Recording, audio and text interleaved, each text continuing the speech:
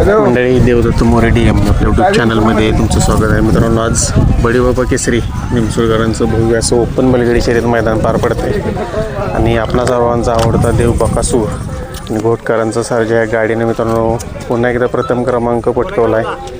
बकासूरच्या जवळपास या मैदानाचे सलग 3 वेळा 1 नंबरचा मान आपल्या बकासूरनं मित्रांनो पटकावलेला आहे. काय आनंद आहे सर, तिसऱ्या पर्वात आज प्रथम क्रमांक केला. आनंद वाटतो.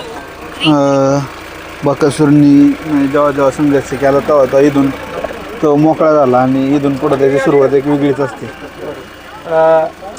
सेमीफायनल फार अटीतटीची होती. सेमीविषयी काय सांगू? कारण सेमी हा फायनल होता आमचा. बऱ्याच जणांनी टीका केल्या नाही का बकासूरला उजवीकडे आले की बकासूर मार्क होतो आणि त्यामुळं आणि कडनी गाडी होती आणि सगळ्या टॉपच्या गाड्या होत्या. सगळ्या अशी एक पण गाडी नाही की ती टॉपची नव्हती. त्यामुळं त्यात सेमी अंतराने पास केला ती लय आनंद वाटला. या जोडीचं म्हणजे एक वेगळंच प्रेम चाहत्यांवरती आणि प्रेक्षकांच्या हृदयात एक जोडी. कारण ही जोडी म्हणजे सहसा मार खातो नाही, कुठंतरी कोणतरी वाद लावतं, काहीतरी फुगाफुगी करतं, मग गैरसमज निर्माण होतात. त्याच्यामुळे कुठंतरी वाद होतात आणि आपल्याला कसं आहे सगळ्यांना सोबत पळायची. सगळ्यांच्या अखंड महाराष्ट्रात जे आता बऱ्याच जणांना बकासूरमुळे नाद लागलाय, त्यांनी बैल घेतल्यात ते बोलतात आम्हाला बकासूरच्या गायत एकदा पळायचं. त्यामुळे आपण सगळ्यांना चान्स देतो. आपण कधीतरी जे मोठी मैदान आहे ते आपण चांगले पहिरे करून पळतो. बरीच प्रेक्षकांची इच्छा असेल, तुम्हाला पण भरपूर मेसेजेस येत असतील ही जोडी पळवा, चाच्या गाडीवरती बसू द्या, ही जोडी आम्हाला पाहिजे, असे मेसेजेस कॉल वगैरे येत होते. भरपूर येत होते कॉल, मेसेज, कमेंट भरपूर येत होते. त्यामुळे मामांनी आज नियोजन करून ही जोड पळवला. नवीन मेंबर दिसतोय आज? नाही, सगळी जुनीच पोरं आहे. काही तिकडं कार्यक्रम यात्रा चालू आहे त्यामुळे काही पोरं तिकडे 12वीचे पेपर चालू आहे. 2 पेपरला गेलेले. आज काल मी एक व्हिडिओ पाहिला तुमचा, छकड्यावर तुम्ही बसलेले, तुमची एक वेगळी शर्यत रेस चाललेली. मोहिल शेठ जॉकी काही केव्हापासून झाली? नाही, जॉकी आपल्याला बैलांचा शर्यतींचा भरपूर नाद आहे आणि आमचं कुलदैवत वीर गेल्या वर्षीपासून आपण बैलगाडी चालवत नेतो. त्यासाठी यंदा बी नेली, गेल्या वर्षी बी नेली ते बकासूर राजा, यंदा सर्जा राजा नेली आणि असंच आपलं गाडी पळवली ती आणि जबरदस्त हाणली ती गाडी आणि मला वाटतं शर्यत जिंकली ती. हो.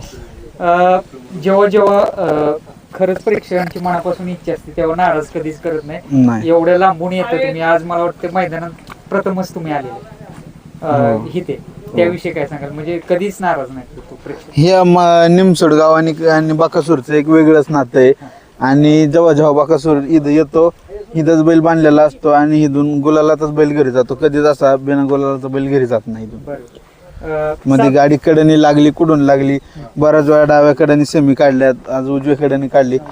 हे गावाचं आणि बकासूरचं एक वेगळंच नातं आहे. बरोबर. ही जोडी जेव्हा पळते तेव्हा पुसेगाव मैदानाची आठवण येते. कडनं पळून फायनलचा गोलाल घेतला, त्या आठवणी ताज्या होतात का मुलची? ना, आपल्याला पहिल्यापासून सवय कडनी पळूनच 1 नंबर करायची आणि जे बोलत होते कडनी बैल पळू शकत नाही, त्यांना आज दाखवलं बैल काय करू शकतो आणि काय नाही. ही कडच नशिबात काही ते, कारण कडनी आपल्या धमक आहे कडनी पळायची. मधून पळून कोणी पण 1 नंबर करत, कडनी पळून 1 नंबर करून दाखवा, ज्याच्यात धमक आहे त्याने.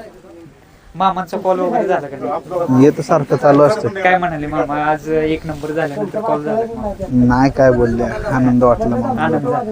मामा इथं मैदानात असतात पण सर्व नियोजन मामा करत असतात. हो. आज कुणाला समर्पित करायला आजचा विजय? मोठा विजय आज काय सगळे कष्ट करणारे याच्या मागची टीम, सर्व टीमला समर्पित करा. मोहिल शेठ, आता बघायला गेलं तर हे निमसोड मैदान बकासूरची या मैदानाची हॅट्रिक झाली. 3 वेळेस त्याने 1 नंबर करून दाखवून दिलं की हा निमसोडचं मैदान किंवा ही निमसोडची फाट्याने बकासूर एक समीकरण आहे. आणि आपण बघतोय की बकासूर प्रत्येक वेळेस एका नवीन चेहऱ्यावर पळत असतो. पण जेव्हा बकासूरची हार होईल त्यावेळेस टीका केली जाते की पैरा चुकीचा करताय किंवा काय होतंय, काय सांगाल त्याविषयी? नाही, आपण त्यांच्याकडे लक्ष देत नाही. जे आपल्याला योग्य वाटतं ते आपण करतो. बोलणारे काय बोलत राहतात, ऐकणारे ऐकत राहतात.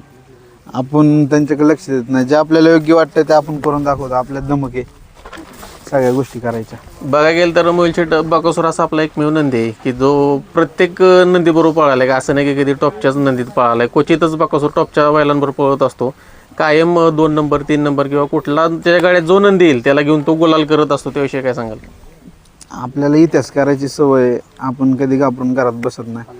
सगळी बैल असे 10-10 दिवसाच्या गॅपने पळतात. आपण कंटिन्यू आता इथून मागे तर दिसाड पळत होतो. फक्त आता थोडंसं बैलांना आराम दिल्यामुळं एक 3-4 दिवसांनी बैल बाहेर काढतोय आणि ते बी नवीन चाऱ्यासोबतच पळून 1 नंबर करतो. जे मध्यंतरी तार आणि खडे फोटोतून काढलेले त्यानंतर तुम्ही आराम दिला जवळपास 15-1 दिवस. त्यानंतर हळूहळू मैदानात काढताय म्हणजे साधारणतः 1 आठवड्यानंतर किंवा 8 दिवसाच्या गॅप नंतर तुम्ही काढताय. पुन्हा एकदा ज्या पद्धतीनं पहिलं पळायचं म्हणजे दाट ज्यावेळेस म्हणजे पळत होता तो ते स्पीड लागते का आता? हो 100% तेच स्पीड लागते आणि त्याच जोशामध्ये तो पळतो. हो. आपला रॉकेट विषय काय सांगा शेवटचा प्रश्न विषय? नाही आपली घरचीच बैल आहे दोन्ही पण. हा चालेल शुभेच्छा तुम्हाला आणि असं आपल्याला राहू. हो.